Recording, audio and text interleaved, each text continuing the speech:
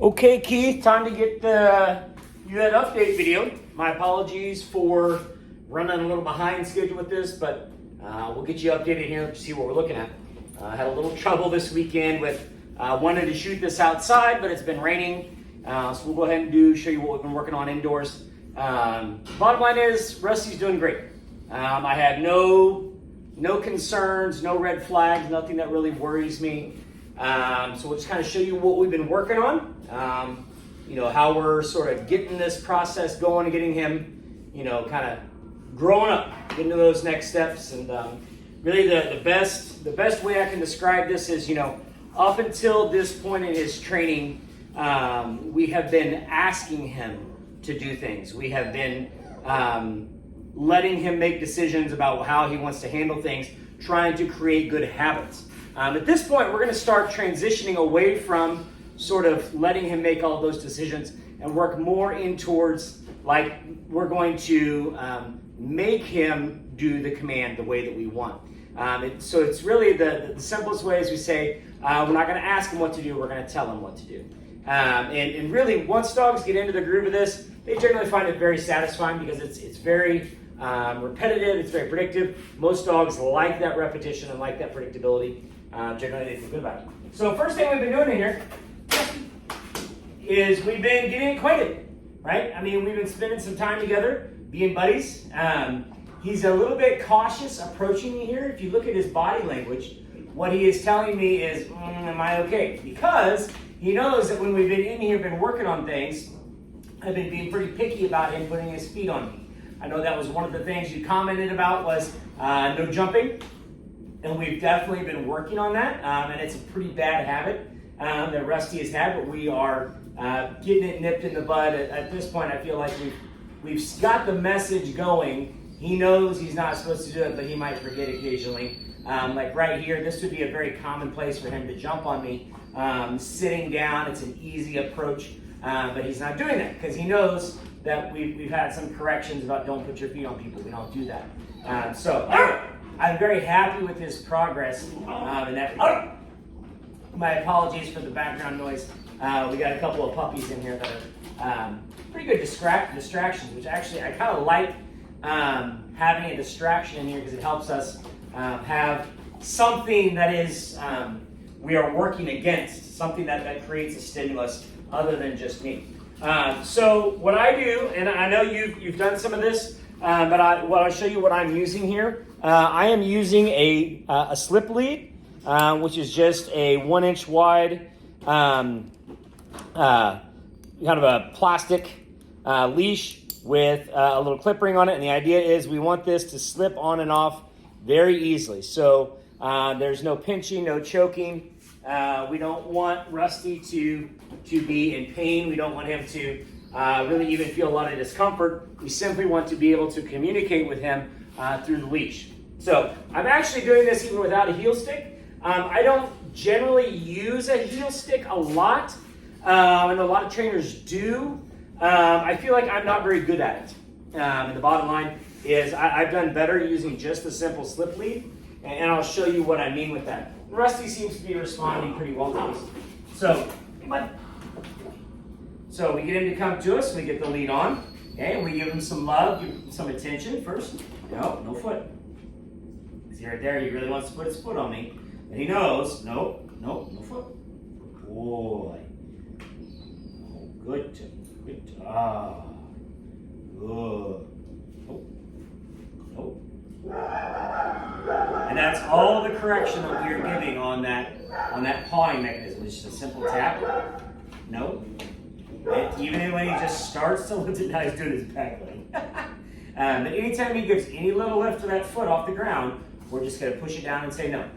All right. So, and he'll do this as well while we're on lead. He'll give me some of that where he's going to paw at me a little bit. Hey. Boy, good. See right there, I had something to draw him off of. Good. So I really like that you've done sort of that intro work with the leash. That really helps. So he's responding to the leash with me very quickly, very easily. He's not upset. He's not confused. He knows what we're doing. So what I do just here inside the shop is I do some basic heel. Heel for me is left side.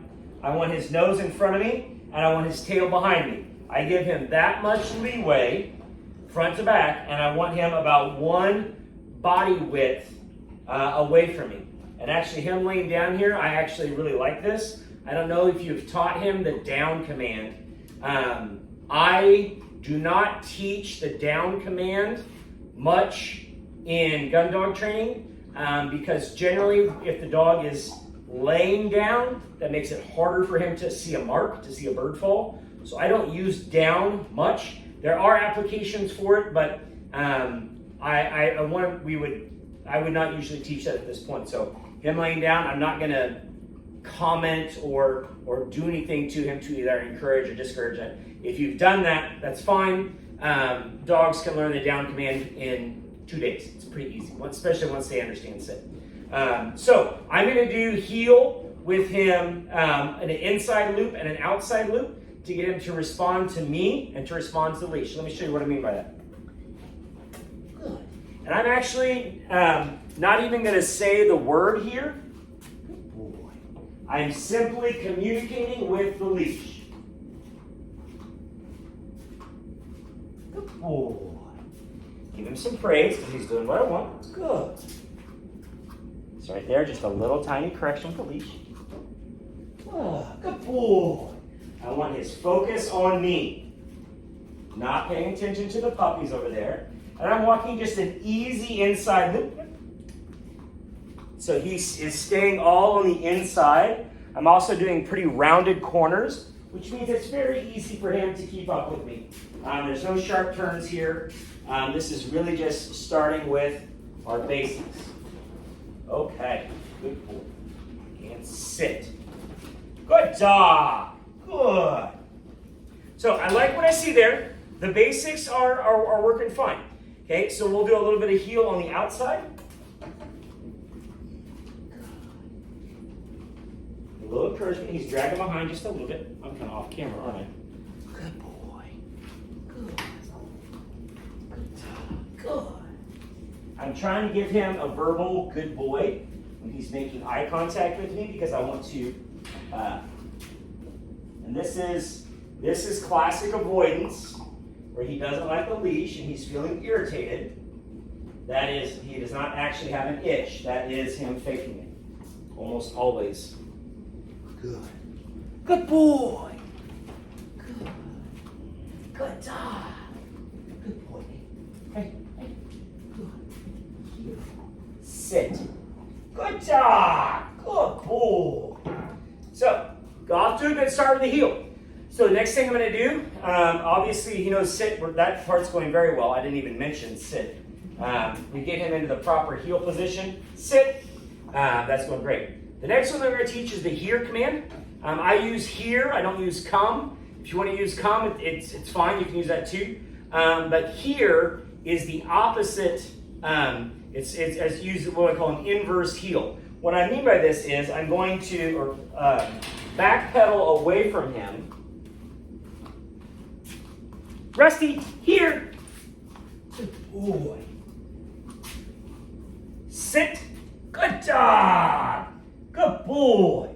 So we're backpedaling away, encouraging him to come to us, a little tug on the leash, and we're giving the command all at once. So we're really teaching that command in order to encourage that behavior. Okay, let's do one more of those. Good. Rusty, here. Heel. Sit. Good boy. Now, another thing that I do there when I have a dog coming to me, I am not letting him go behind. A lot of dogs naturally will want to go behind. I want him to stay in front and come to heel in front of me. We do this because if he's got a bird in his mouth, especially if it's a live cripple, if he's coming to me and he goes behind me and that cripple gets away, whoosh, it's gone. If he's in front of me and that cripple drops, it's right here in front of me. So we keep the dog in front of us on that heel, on that return. Okay? So really what I see with Rusty is I see a young dog that has tons of potential, has a great personality. Good boy. All done. Good boy. Are you just going to stay sitting? Huh? wanted to give him a command there to let him know he was free to move about the room. But anyway, I think Rusty is going to make you a great dog.